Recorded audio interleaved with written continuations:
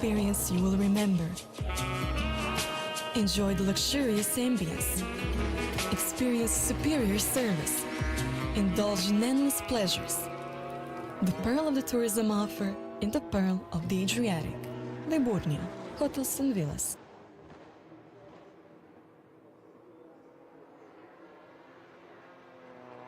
Good afternoon, everybody. Welcome along to the live stream for the NASCAR Whelen Euro Series.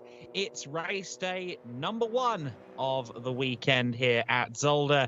It is the EuroNASCAR Pro category that we expect right here at Zolder for the NASCAR GP Belgium. In just a few minutes' time, you see that the sunny conditions we had earlier have remained, and the slightly slippery surface we had in qualifying has disappeared.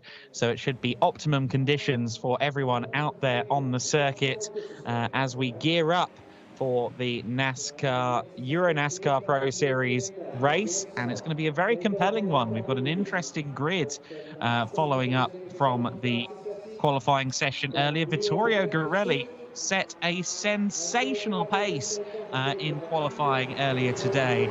A 1:48.519 puts him on pole position alongside Gianmarco Ercoli. Of course, Ercoli, one of many championship contenders who will be looking to try and challenge, although he is quite a way down the points at this stage. The main two in championship contention are Alan Day and Alexander Graf, both of whom failed to make it into the top 10 Superpole shootouts at the end of qualifying today. Alexander Graf will be starting from 11th place, Alan Day from 16th on the grid. Alan Day, incidentally, he's not in the 24 car. He is in the number 40. He has had a he's having a one-off appearance in the 40 car as opposed to the number 24. So he's with Speedhouse instead of PK Carsport. He had a 5-event deal inked with PK Carsport, with the idea being that Anthony Kumpen would make a return to EuroNASCAR here on his home turf at Zolder. That's exactly what has happened. However, Alan Day's decided he needs to race here at Zolder, and so he'll be doing so from away down the order. This is the Zolder circuit, a challenging layout, lots of chicanes, lots of overtaking zones. You see there that first corner, always critical on the first lap. Careful not to run wide into the gravel. The chicane, the first of several chicanes around the circuit, is also a hotbed for action and excitement. It's a great layout. It's a circuit that suits the EuroNASCAR brand of racing, and it is somewhere we are very much looking forward to. Unfortunately, we are missing a few cameras here after a fiber box issue, so we are going to be running a little bit blind around the back section of the circuit. We'll talk about that a little bit later. For now, though, I understand we might have an interview ready to go down in the paddock with Andre.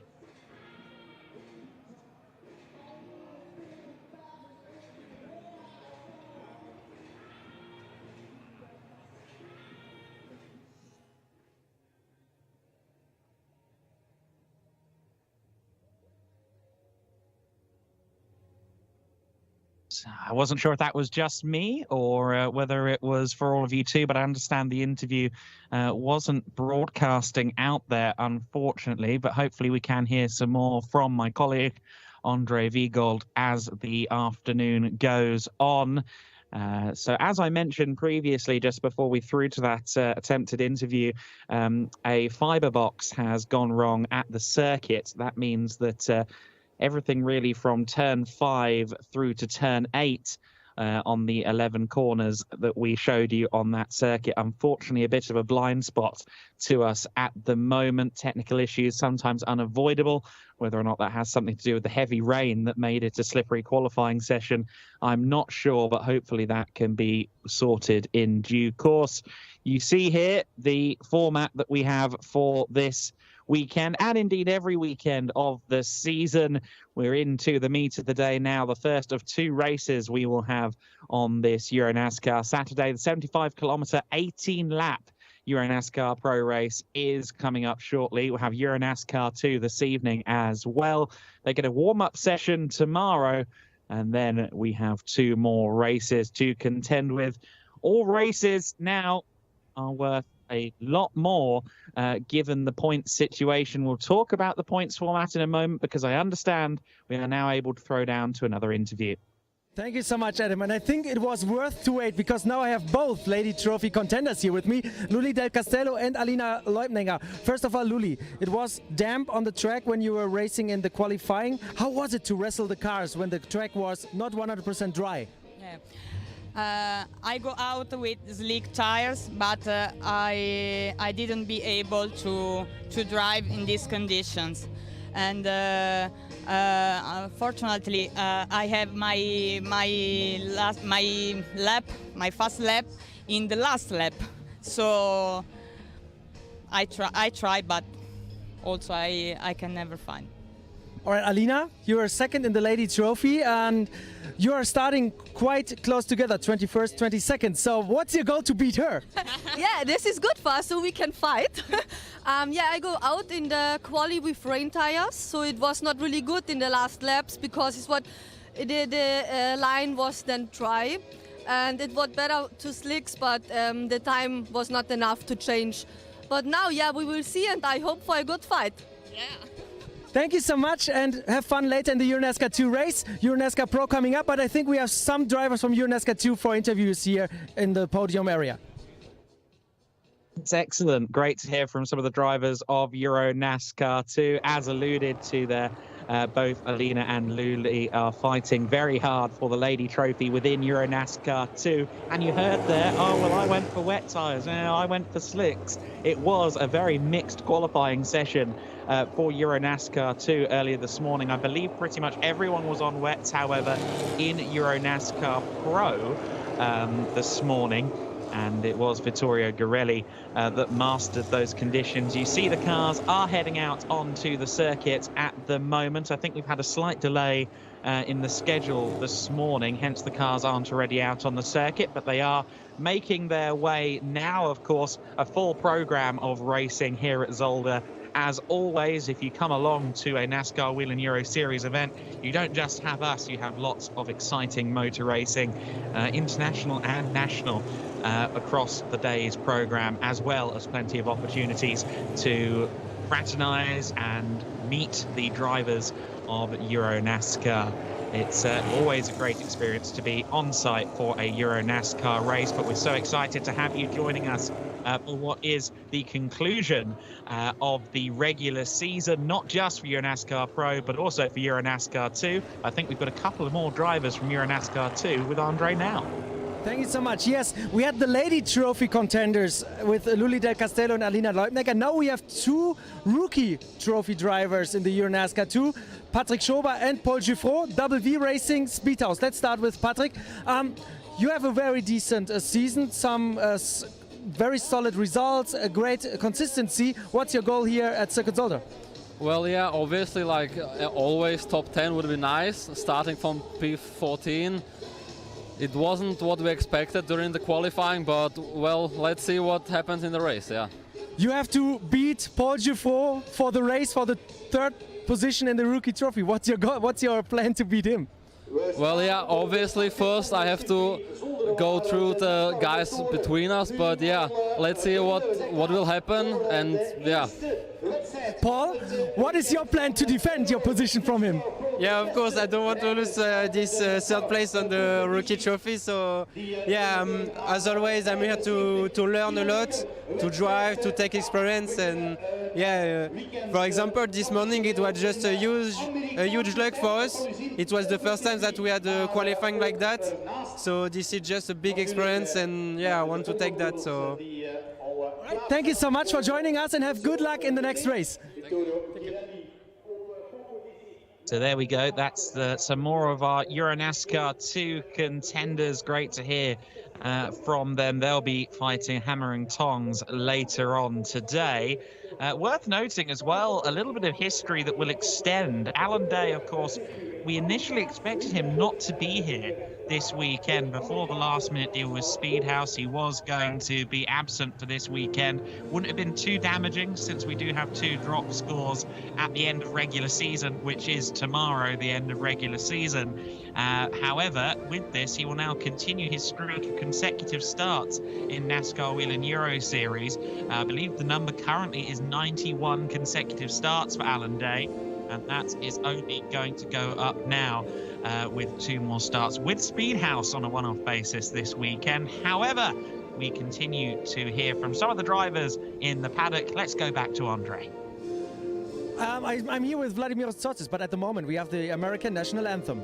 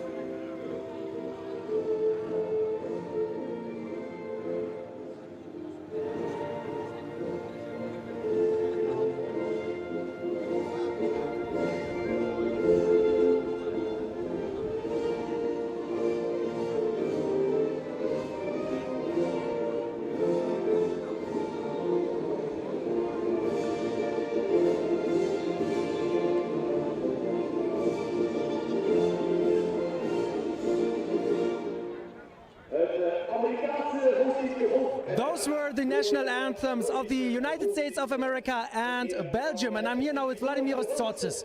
You're still in the contention for the EuroNASCAR 2 title. You're the experienced guy in the fight for the championship win with Alberto Nasca and Liam Hazemans. What is your plan to beat them?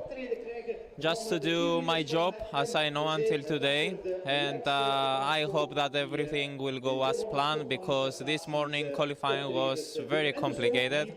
Losing the pole at the last 2 minutes, it was, let's say, casino conditions. You play, you win or lose.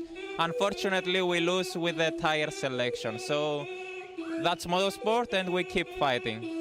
All right, thank you so much. Good luck in the EuroNASCAR 2 race. And now we focus on EuroNASCAR Pro.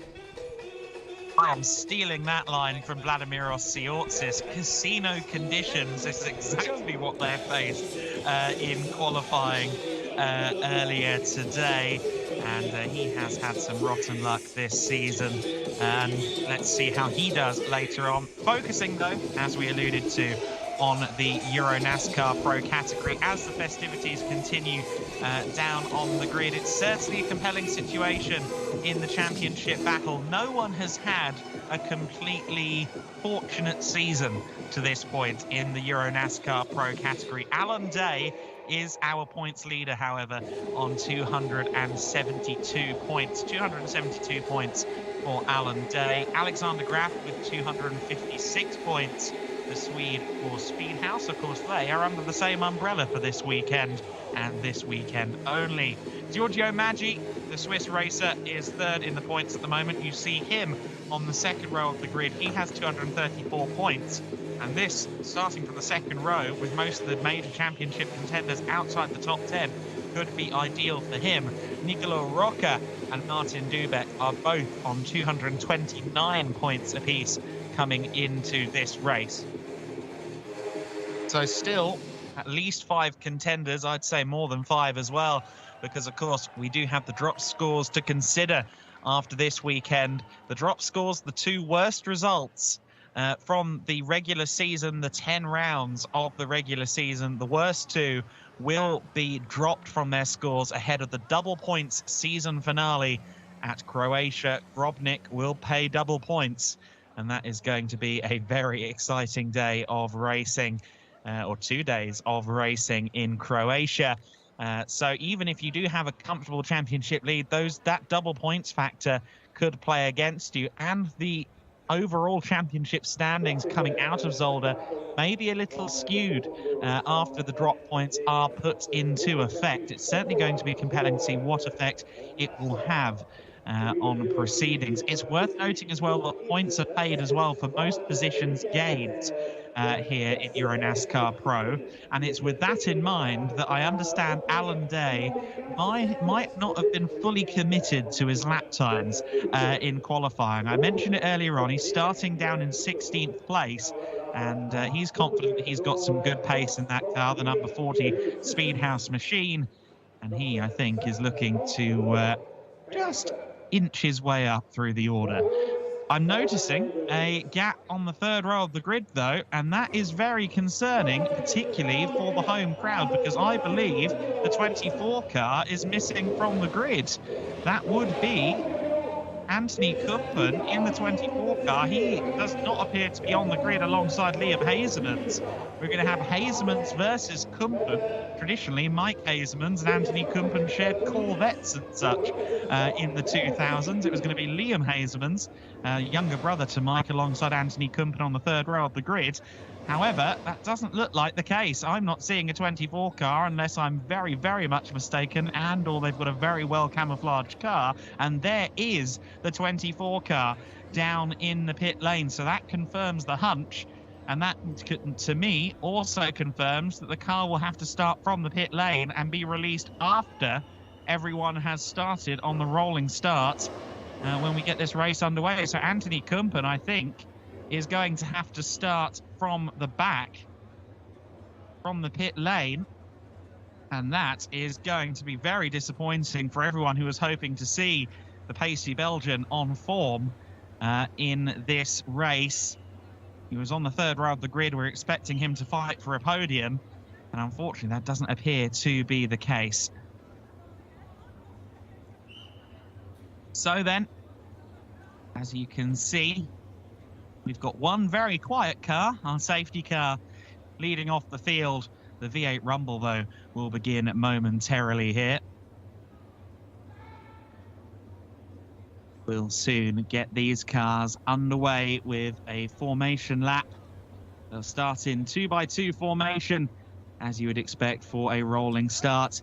We're expecting all the fireworks we've come to enjoy here in the EuroNASCAR series. It's always great fun watching these cars at Zolder, a circuit with quite a few bottlenecks. The first lap is often a cause for concern among those who have to weld the spare parts onto the cars overnight.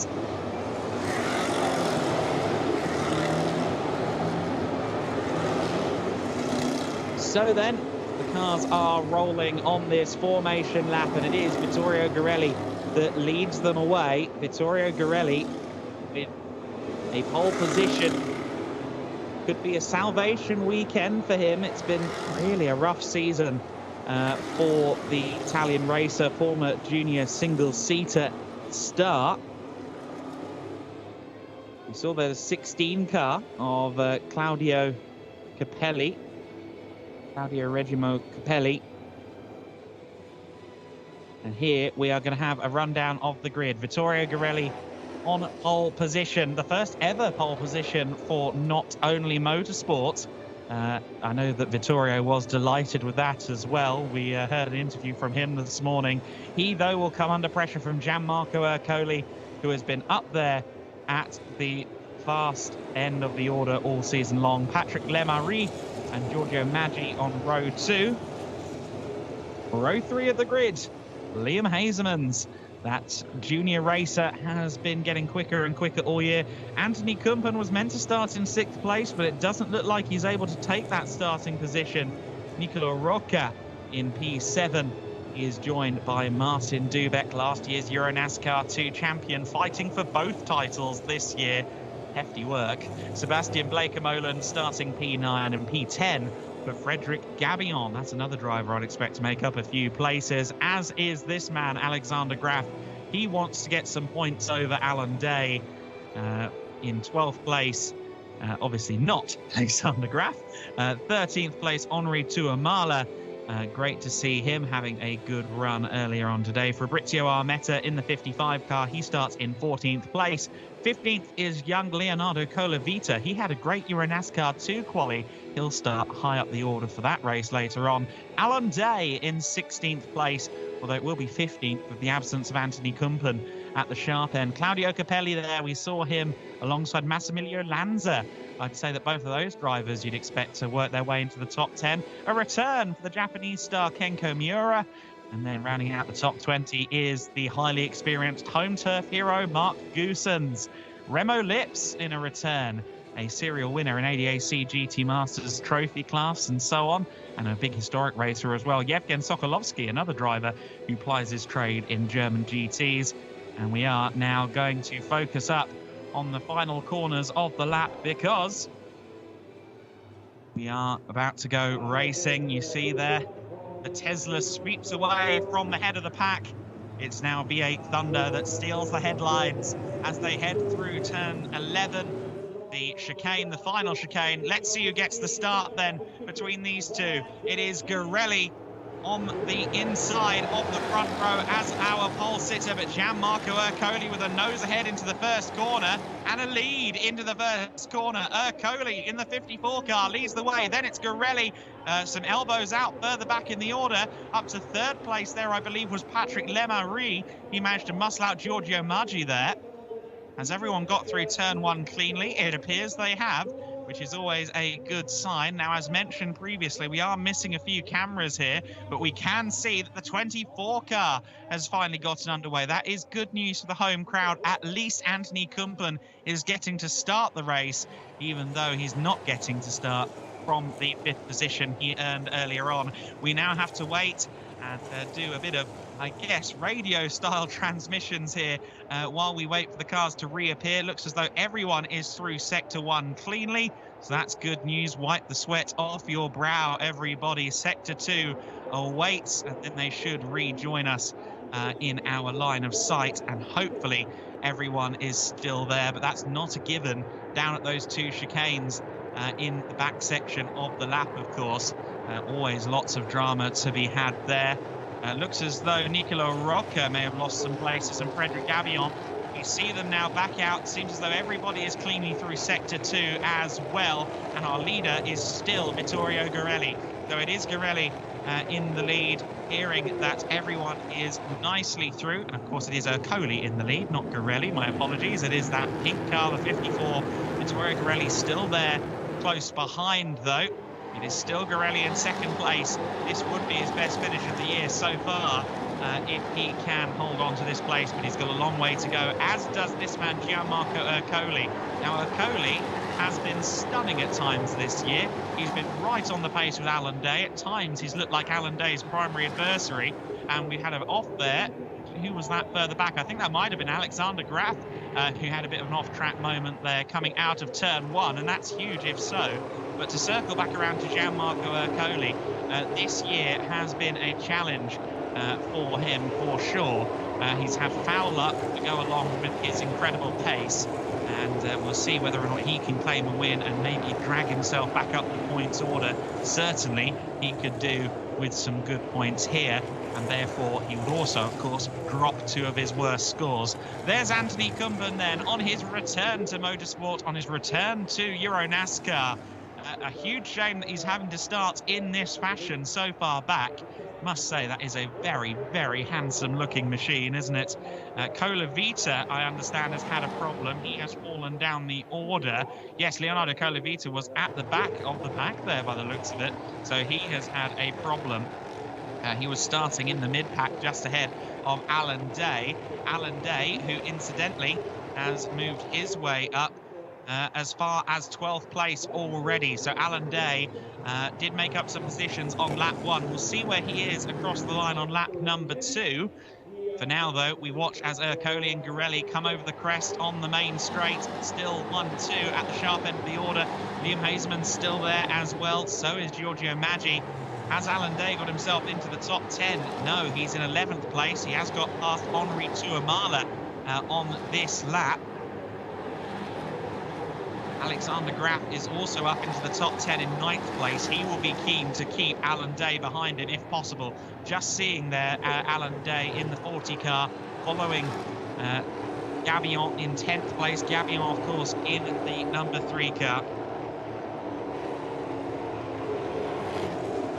Stan Miura has had a bit of a drama in the chicane on the previous lap, along with Yevgen Sokolovsky. So some scrapping in the mid-pack, and there is Sokolovsky just going through our shot there in the Gulf-inspired colours, although the Ukrainian racer has recently reverted to yellow as opposed to Gulf orange, of course paying homage to his home nation. There is the 24 car then into turn 1. Once again goes Anthony Kumban. He has a big gap between himself and the pack. It's just under 30 seconds. If Kumban can work his way up into the order, it would be a mighty display of the success that he's always had. Roman Iannetta is making up some good progress through the order as well. He had to start from the back. His time was disallowed in qualifying earlier on. He is now into the top 20 in 19th place. It is Gianmarco Ercole, who had a 1.1 second lead last time by. I hasten to think that has gone up again on this lap, as Vittorio Garelli is very much having to drive through the rear view mirrors at the moment. You can see that he's under pressure from Patrick Lemarie behind. Lemarie has a look to the inside at turn 1. Oh, I thought he had the quarter panel of Garelli for a moment, but he has to back out of it. And in fact, that's going to give Giorgio Maggi an opportunity for the outside at turn 2. He can't quite achieve it, but it is very close racing here in the battle for second place. And Gianmarco Ercole is watching on through the rear view mirror saying, as you were, boys. You keep doing that and I'll keep driving away. The gap is out to just over 2 seconds between Ercole and Garelli this time by. Patrick Lemarie and Giorgio Maggi both trying to monster Vittorio Garelli. Nicolo Rocca and Liam Hazeman's in on that as well. Of course, for some of these drivers like Hazeman's and Dubek, they have to consider the fact that they need their car later on in EuroNASCAR 2. A majority of these cars will race in both categories, in EuroNASCAR Pro and EuroNASCAR 2. However, the chassis will be driven by a different competitor in EuroNASCAR 2. Not the case for the likes of Liam Hazelmans, Martin Dubek, Yevgen Sokolovsky and others. They race in both classes, so therefore the only person they trouble if there are issues with the car after this race are themselves. Understand that Alan Day and Alexander Graf have had a bit of a moment in the chicane. Alexander Graf and Alan Day, I think they've both carried on, but they are fighting for position at the moment. So keep an eye out for the 64 car and the number 40 of Alan Day. Yes, not the 24. I'm going to have to get used to that too. We see, though, that it's changed a little bit in the battle for second and third place. Where is Patrick Lemarie? Lemarie is down to 6th place. So Giorgio Maggi up to 3rd. Nicola Rock has followed him by into 4th, and Liam Hazelman's into the top 5. Lemarie has dropped down to 6th place on that lap. That is less than ideal for the driver of the number 5. That number 5 car, whether in the hands of Lemarie or Vladimiros Siotzis, who we heard from earlier on, it's just had a bit of rough luck here and there. It is Gianmarco Ercoli that leads by 2.3 seconds. Alexander Graf and Alan Day are 10th and 11th place at the moment. That is our championship top 2. And Alan Day, allegedly, was very careful to put himself in the mid-pack in qualifying. That was to try and get bonus points for having the most overtakes in the race. And, that is a bold strategy. It's also one that could backfire. So we'll have to see whether or not it pays off for him.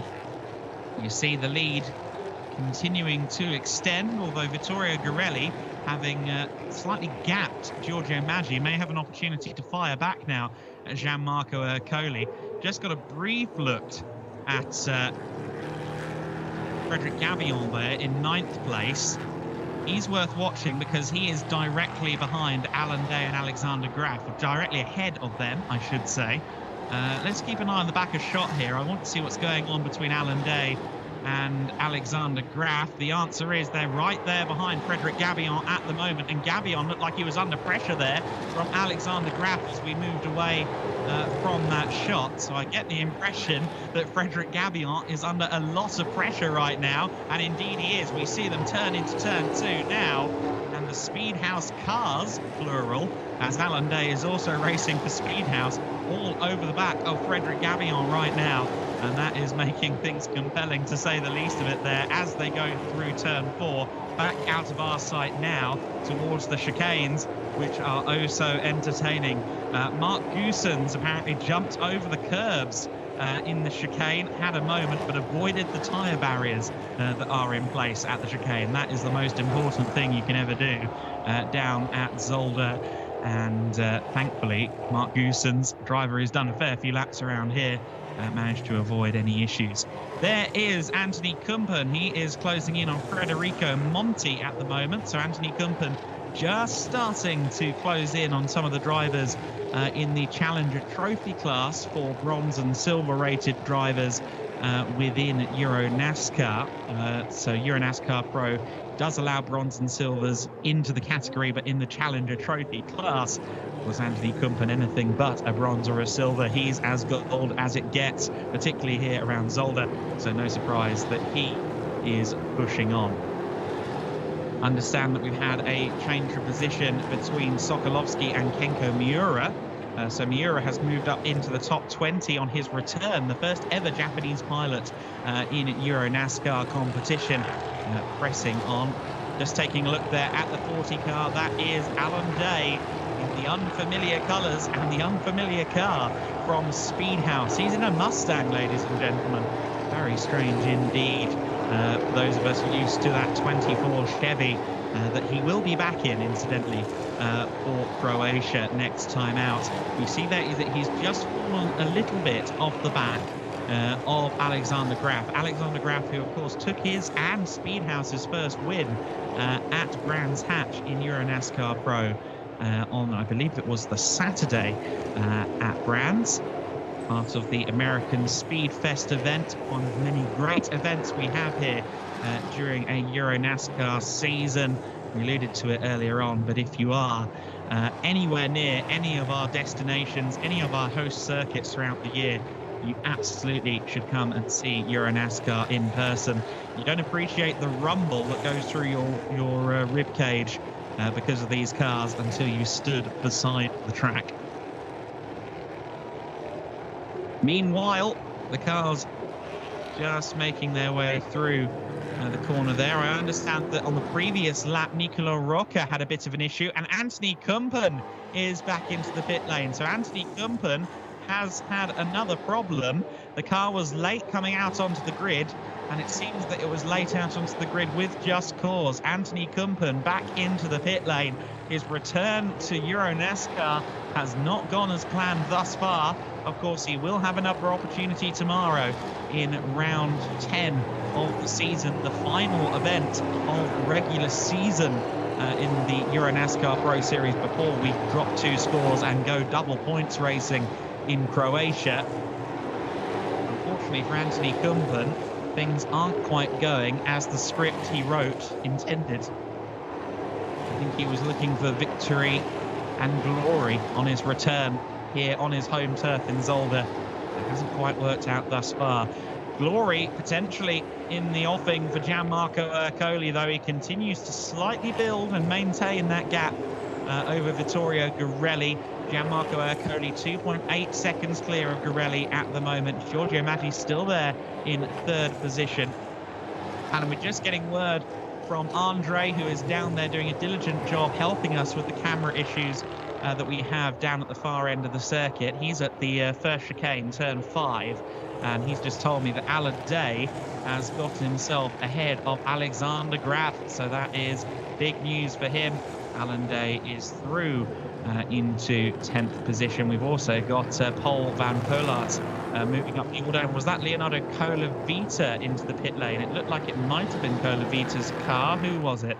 Yes, Colavita into the pit lane. I think he's had a couple of issues in this race already. The 47 car back into the pits. So then it's Ercoli from Garelli, from Giorgio Maggi, our top 3. Nicola Rocca, Liam Hazemans, Patrick Lemarie, Sebastian Blakemolen in 7th place. Martin Dubeck holding strong there in 8th, ahead of Frederic Gabillon. He is the next target for Alan Day, who has indeed moved up to 10th place now, ahead of Alexander Graf. In 12th place is Henri Tuamala, and he is the first of our Challenger Trophy drivers. He is just 1.7 seconds clear at the moment of Fabrizio Arnetta. So it is Gianmarco Ercoli in the head of the order. That 54 car has been at the sharp end a lot this year. It hasn't always translated to victory, but it's not often we've seen him free of pressure from behind. Usually where Gianmarco Ercoli has led, Alan Day has imminently followed and then tried to make an overtake. That's not the case here. Alan Day down in 10th place. He wants the most. He wants the bonus points, of course, for getting the most overtakes done in the race. However, I do wonder if he's under pressure for that particular accolade. In fact, I'm not sure that particular accolade will go to him, because Roman Iannetta in 14th place started down in 27, and Iannetta has made up a lot more places than Alan Day right now. I think those bonus points might go his way. We saw that Anthony Kumpen was back out onto the circuit. We're also just getting word that Alan Day has gotten back, or rather Alexander Graf has gotten Alan Day back. Just looking for them on the pictures here from this far view, and you can see, just going through shot now, that the word from the circuit is true. Here they come, and it is Alexander Graf back ahead of Alan Day. Not quite sure where that has happened, probably somewhere not covered by the cameras, but it is Alan Day back behind Alexander Graf, back down to 11th place. Until midweek, we didn't think we'd see Alan Day in the paddock this weekend. The last-minute deal with Speedhouse was struck. He has joined Alexander Graf in his own stable, but Alexander Graf, of course, not going to make it easy for his one-off teammates. Liam Hazemans has moved up to 4th place as well. We're focusing on this battle between the championship top 2, but we mustn't forget Liam Hazemans. He has moved up to 4th place, gotten past Nicola Rocca on that last lap. I understand we have debris in the chicane, the number 33 car of Cosimo Barberini has front end damage, and there's debris at the chicane. I think that potentially Claudio Capelli was involved in that as well. So down at turn 5, there have been a couple of dramas. We're back to green flag down there, though. Marshals have done a good job of removing the errant bodywork from the racing surface. Let's see what Liam Hasemans is doing then, up against Giorgio Maggi. They're just coming through turn 11 now, the final chicane now. There is Hasemans. He has Nicola Rocca close behind. His next target is Giorgio Maggi in 3rd place. Now that, of course, will be for an overall podium, but not only that, it will be for the lead in the junior trophy class as well. So for Liam Hasemans, this is critical. However, he's just gone off circuit. Hasemans goes rally crossing at turn 1. Thankfully, keeps the car pointed in the right direction, but he's lost 1, 2, 3 places, I make that. He's fallen back behind Sebastian Blekemolen. That puts him down to 7th place. Hasemans, who was in 4th and pushing for 3rd, has now dropped down to P7. Hugely unfortunate stuff for him.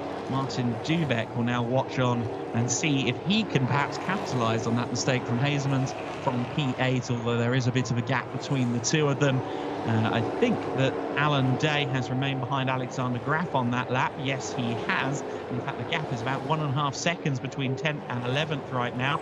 Roman Iannetta, meanwhile, is only 0.4 of a second back from the battle for the lead in the Challenger Trophy class. So in 12th and 13th place, you've got Henri Tuamala and Fabrizio Armetta having a great scrap for 12th overall and the lead in the Challenger Trophy. But they've got Roman Iannetta, who's fighting up from the very back of the grid, charging towards them at a rate of knots. That could get interesting.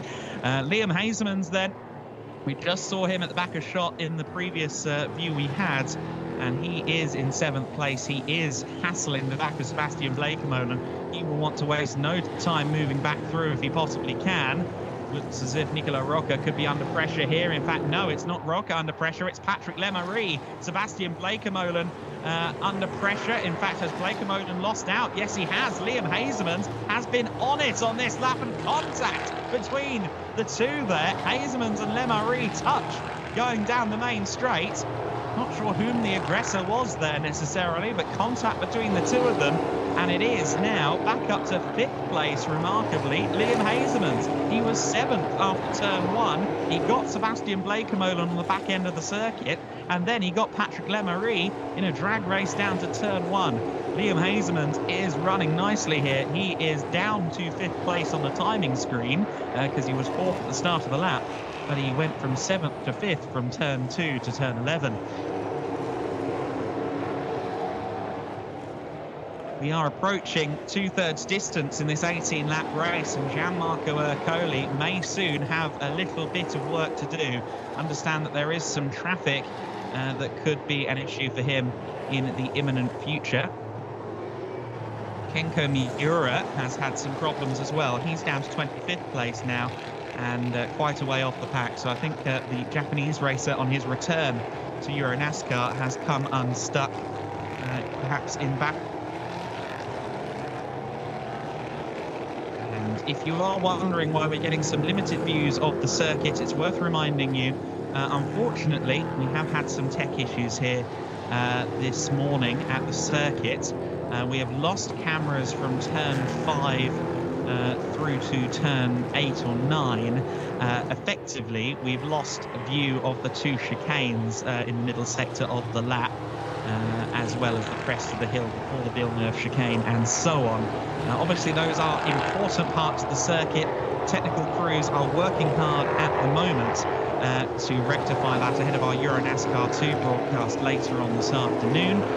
We are pressing on at the moment, bringing you as much of the action as we possibly can. Myself, Adam Weller, helped here by Andre Vigold, who is on site down at turn 5 at the moment, at the first chicane, doing his due diligence and trying his best to inform us of information.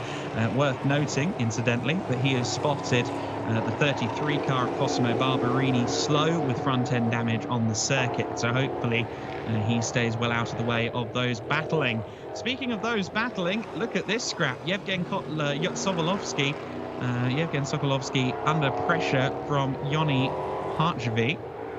The 44 car there chasing the 48 down at the moment. And Sokolovsky down in 19th place. He's lost a couple of places over the course of the race.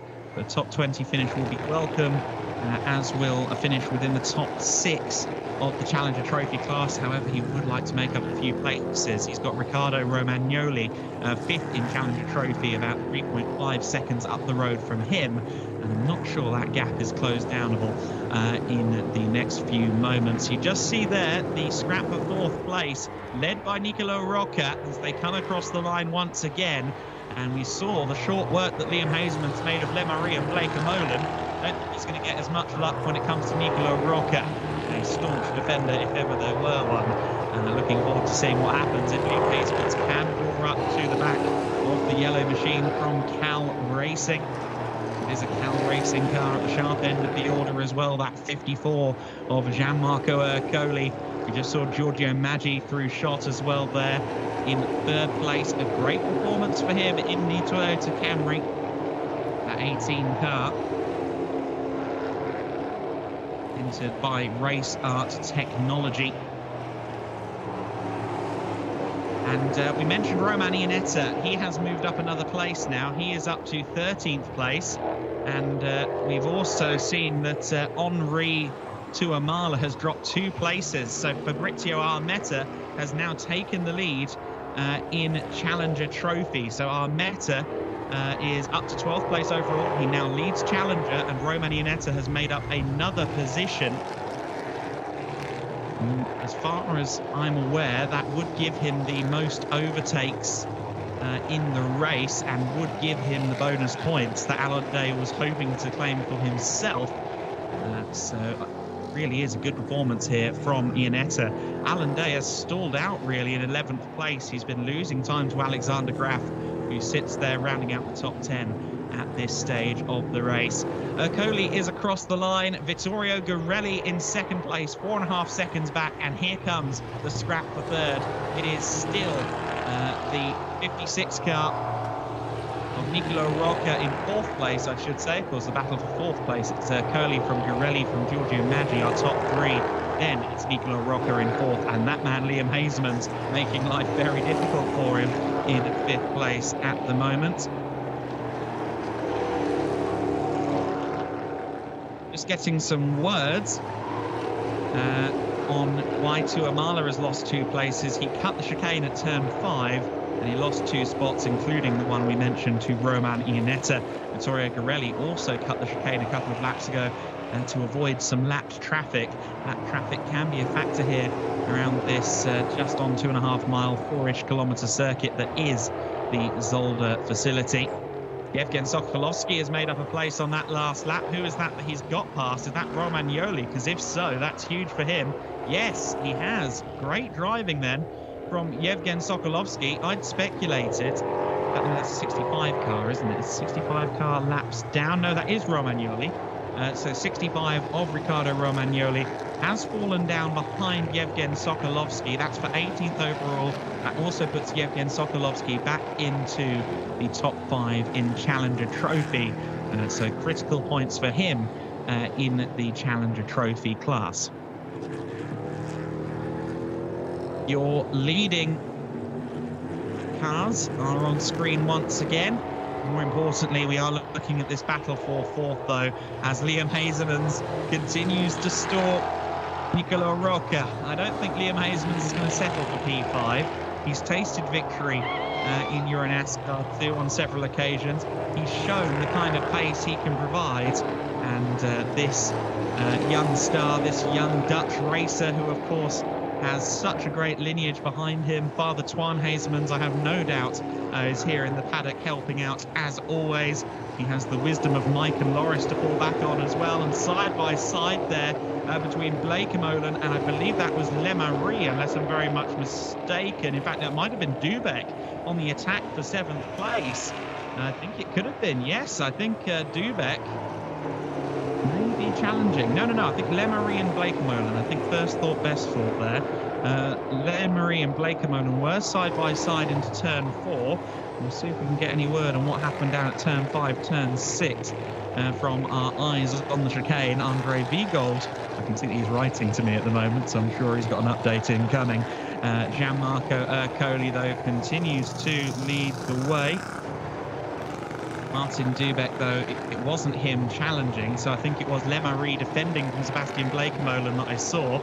And yes, that's exactly what's been happening. So just got a shot of it there. We have, looks like yellow flags down at the chicane there at turn 11.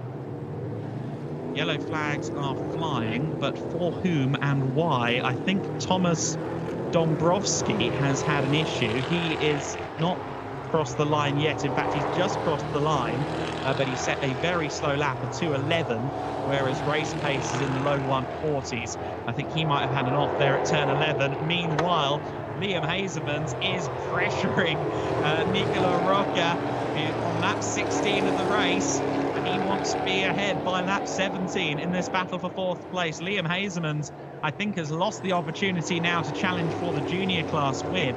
He is, however, keen to score some more points in the main championship as well. He's certainly not out of championship contention, Liam Hazemans, within EuroNASCAR Pro.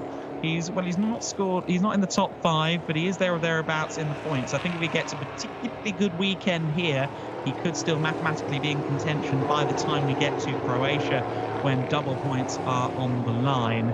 As they escape our view then, Nicola Rocca was still ahead in 4th place. We'll see if he has held on to Liam Hazemans, or whether Hazemans has gotten past him in due course. A reminder to those of you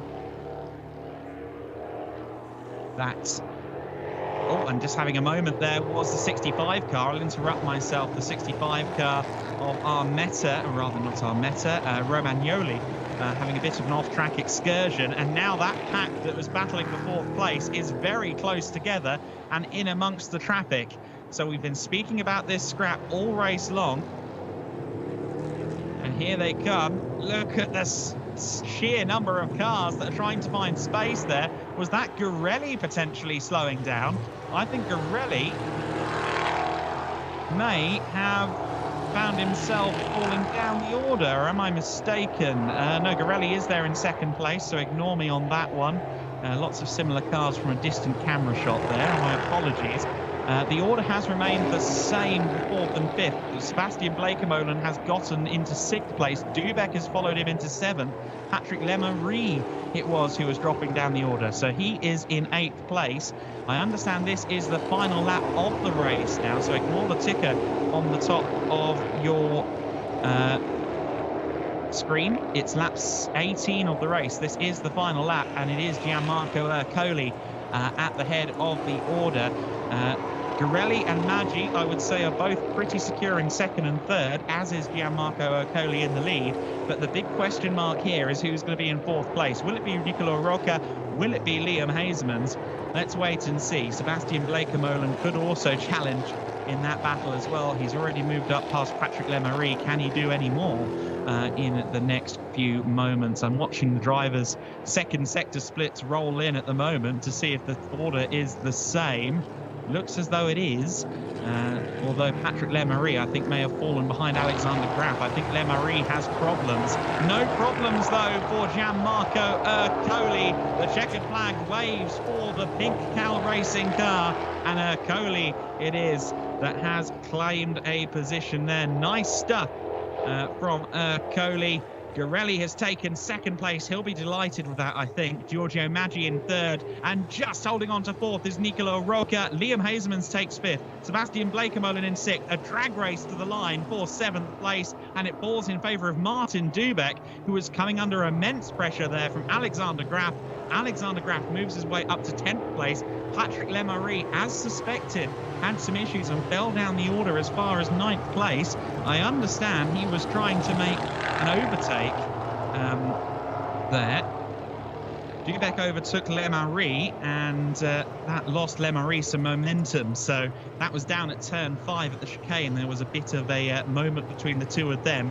Patrick Lemery finishing 9th place eventually then. Frederic Gavillon rounding out the top 10, and Alan Day, he will be I-race, I think. Only 11th place for the number 40 driver on his debut for Speedhouse on this one-off appearance in their Mustang. 12th place for Roman Iannetta. Fabrizio Armetta has crossed the line to take the win in the Challenger class. So the 55 car has moved ahead of Henri Tuamala for 14th. Mark Goosen rounded out the top 15 in 15th place ahead of Paul van Pollart. Remo Lips on his return in 17th overall and 4th in the Challenger Trophy ahead of Yevgen Sokolovsky. So Sokolovsky remained ahead of Riccardo Romagnoli, perhaps not a surprise given some of the grass tracking we saw from Romagnoli a few moments ago. Johnny Hout-Jarvi in 20th place behind Romagnoli, Christoph Lenz, Massimilio Lanza, Thomas Dombrovski, Federico Monti, Kenko Miura, all crossing the line to round out the top 25 finishers. The finishers in general, Anthony Kumpen, Leonardo Colavita, Cosimo Barberino and Claudio Capelli, all withdrew to pit lane. The winner in the junior class was none other than Giorgio Maggi, third overall. We're getting the top 10 rundown at the moment. You see there that Martin Dubek got that 7th position towards the end of the race, as we noted. So P7 for car 7, good job. Alexander Graf and Patrick Lemery behind him. And rounding out the top 10, Frederic Gabillon. Very compelling race that. There was a lot going on in the latter half of the top 5, but Gianmarco Ercoli was absolutely dominant there. Once he got into the lead, there was no looking back, and he had the lead before we even got to turn 1 on lap 1. A great start from Ercoli. He anticipated the lights better than Vittorio Garelli off the line, and that is why we will soon hear from Gianmarco Ercoli. And really interesting stuff between Ercoli and Garelli off the line. However, once Gianmarco got through, it seemed as though the story was written. You can see some of the Cal Racing crew there very excited by this win for Ercoli. It could bring him back into championship contendership if he plays his cards right in race number 2. Of course, we do drop scores after this weekend in Belgium, so his 2 worst results will be struck from the record book. It's as if they never happened going into the double points season finale at the Grobnik circuit in Croatia. See there Andre Vigold standing by with Ercoli. Once he's out of the car and ready to go, we will hear from him. And out of the car he comes now, straight to the roof, as is tradition. In fact, no, he's perched himself up on the windowsill. I wouldn't have the confidence in that taking my weight, but he is a far skinnier man than I. Gianmarco Ercoli with a race win. I do love the bare carbon fiber helmet as well. Very cool look for the Cal Racing competitor. We've heard from him a few times this year. The interviews have either been a display of sheer emotion after a difficult race or jubilation after an exciting day. And I think right now we are about to hear the latter. An exciting day indeed, Gianmarco Ercoli. Vittorio Garelli deserves a shout out as well, as do Not Only Motorsport. A great 2nd place result for them. That is really strong going for him. And Giorgio Maggi there in 3rd place. Just got Max, just saw Alberto Nasca congratulating Ercoli as well. Of course, we'll see him in EuroNASCAR 2 a little later on this afternoon. And we do expect full camera coverage around the circuit again for EuroNASCAR 2 later on. So we apologise for the technical issues that we've had here with an expired fibre box out on the circuit. But we do expect to be back up to full strength and back to seeing the action zones when we return with EuroNASCAR 2 a little later on this afternoon. No issues with the camera coverage down in the pits, though. We're getting a look at Gianmarco Ercoli mid-celebration, and now we're going to get a few words from him too, Andre. Thank you so much. We have Gianmarco Ercoli. You said you have to deliver to be in the championship fight. You delivered. You won the race in a dominant fashion. How happy are you? Yeah, arrived the 5th of the 4. You remember yesterday? Yeah, very good race. I start very fast and it's important. After the qualifying this morning, I take only the 2nd position, but I'm sure who in the slick with the slick tire, I have very, very good speed, and in the race I show my performance. Tell me what happened in turn 1. Great overtaking there from you against the guy in first place. So what happened there against Vittorio Ghirelli? So the difference for me is the line, because the exterior line have very good, and the interior have the water. So Vittorio don't start very good, and in this corner I immediately freezed. So good start for me, and now I think only for tomorrow. I start first tomorrow. I take the pole. I don't know yet. I think I take the pole. We see, we have to check the results, but you will see it on EuroNASCAR.com in a few minutes. Yeah, I am very happy. So now don't think to all, I think only to race 2 tomorrow, because it's important another similar result. All right, grazie mille, thank you so much, congratulations.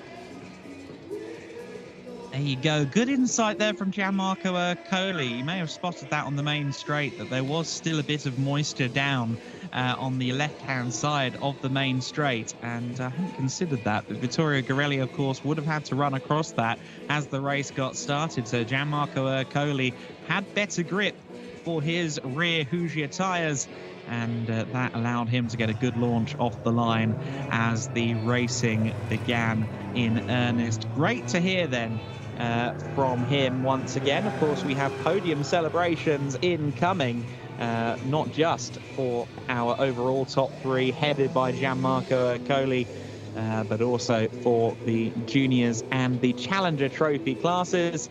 And Vittorio Ghirelli and Gianmarco Ercole, along with Giorgio Maggi, will be celebrating on the overall podium, of course.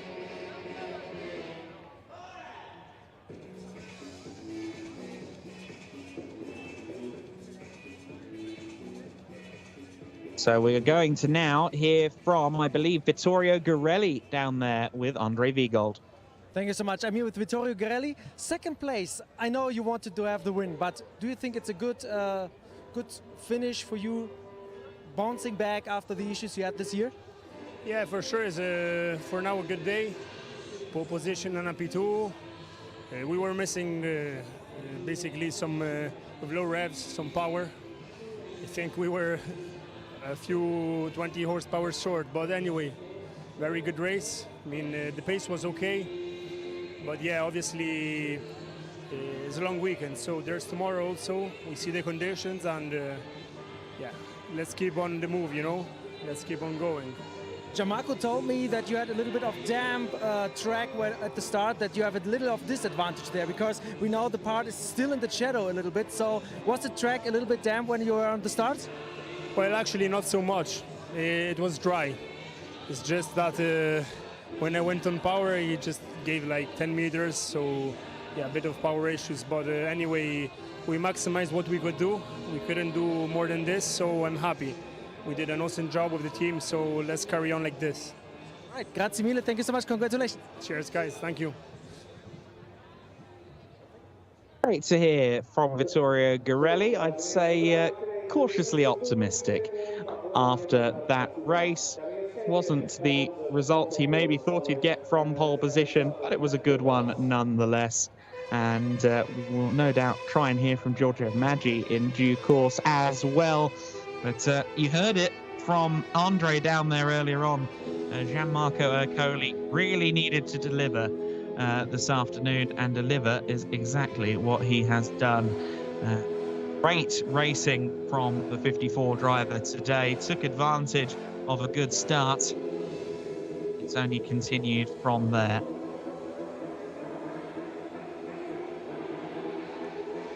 So then we are expecting to hear from a few others shortly, but for now I remind you that today could be critical come the end of the championship. Alan Day and Alexander Graf both struggling to net points on the board, and for Alan Day, he really wants to make this exercise worthwhile. The exercise I'm referring to is his one-off with Speedhouse. If he gets 2 poor results, then well, what really was the point of showing up if he ends up dropping the 2 Zolder races anyway? Of course, he did have his worst result, arguably, of the entire season at Brands Hatch. after a drive-through penalty for contact with Gianmarco Ercole. Interesting. Just getting some word regarding the grid for tomorrow. Our diligent media member Reza from the World of EuroNASCAR website, Ercole, Goossens, Gurelli and Kumpen set to be our first two rows of the grid for tomorrow. Particularly compelling that Mark Goossens is potentially on the front row in his home turf. That's a proper old school GT racing, scrap that. Mark Goossens and Anthony Kumpen on the second and first rows respectively. Sign me all the way up for that. Gianmarco Ercole then is set to be on pole position as he thought coming into race 2 tomorrow, and that will be great news for him. There will be celebrations once again down at the Cal Racing camp overnight. Of course, they will be focusing on getting that car back out for Luli Del Castello in the EuroNASCAR 2 race. They'll also be focusing heavily on the fortunes of Alberto Nasca in the 88 car when we go back to racing. For EuroNASCAR 2 a little later on this evening. I think we are just awaiting the podium ceremonies at the moment.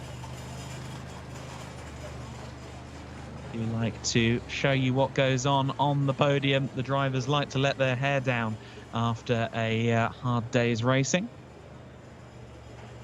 Of course, in some instances, they have to keep the race suit dry because they're in EuroNASCAR 2 later on. So some of them perhaps duck more so than partake.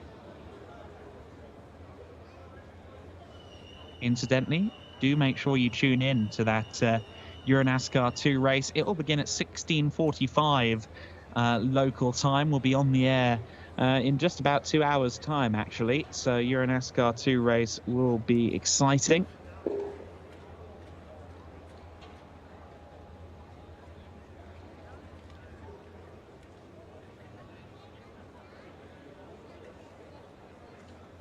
And so you can see that the crowds are gathered. I expect we will have a podium shortly. But in fact, here we are. As soon as I speculated that it was coming shortly, here it is. The podiums are coming up then. See who comes out first. Will it be the overall or the challengers or perhaps even the juniors out first? Wait with bated breath.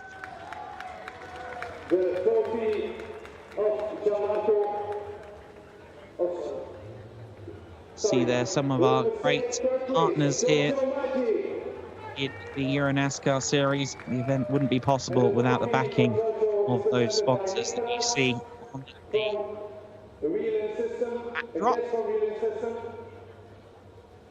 So third spot there for Maggi, I believe that is. Second place then, Vittorio Girelli. Indeed, so that's Giorgio, and there is Vittorio Girelli up into second place. He sprung out from nowhere there. That was some fancy footwork for Vittorio Girelli, eager to be up on the podium again after a difficult season to this point in the EuroNASCAR Pro Series. That's a second place trophy for him. And here comes the winner, Gianmarco Ercole, punching the air with delight as he claims the win. Top step off the podium. The driver, the 54. And we now see him presenting the trophies. Congratulations to the three drivers and get your round of applause, please. Thank you. There you go. That is our overall podium for this one. I understand time might be running a bit short and we won't be able to broadcast the other two podiums. But thank you for those watching. Here is the national anthem to close us out.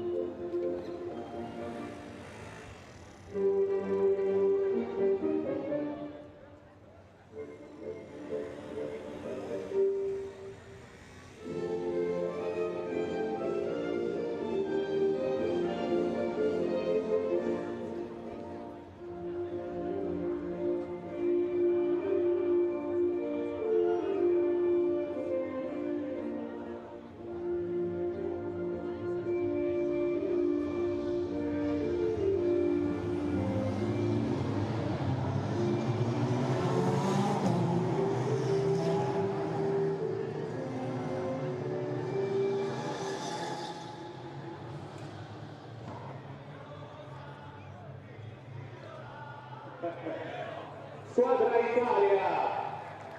Ladies and gentlemen, now we have the champagne.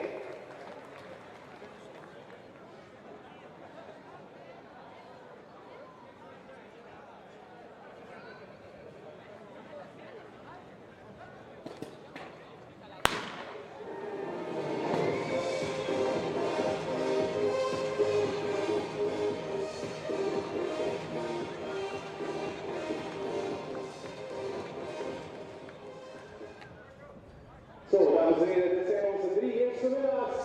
De 4 van deze eerste NASCAR-wedstrijd van vandaag.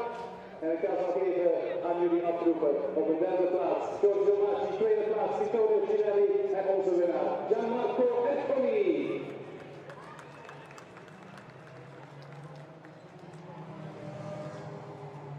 Then the next trophy for the junior trophy. EuroNASCAR 4-1 drivers up to 25 years old.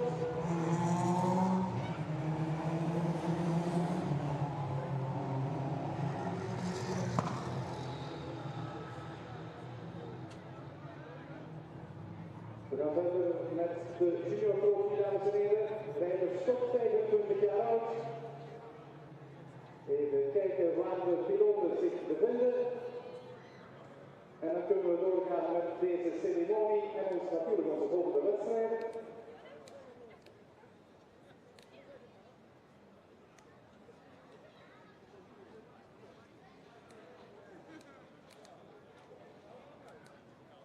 Third place, derde plaats, dames en heren. Ronde, your time.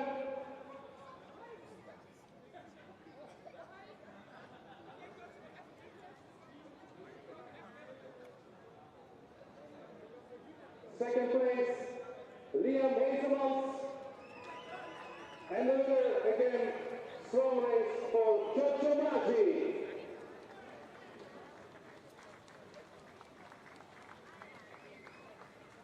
The trophy is presented by Sandra Roach from Whelen to the third, second and third place.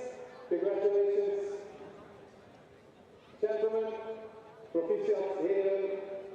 De top 3 hier, de trofee is gepresenteerd door Sandra Roach van de Whelen.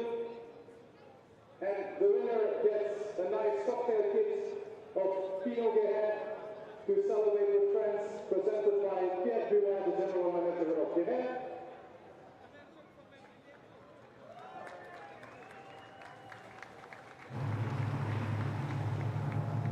Thank you, gentlemen, dankjewel heren, van de junior trophy.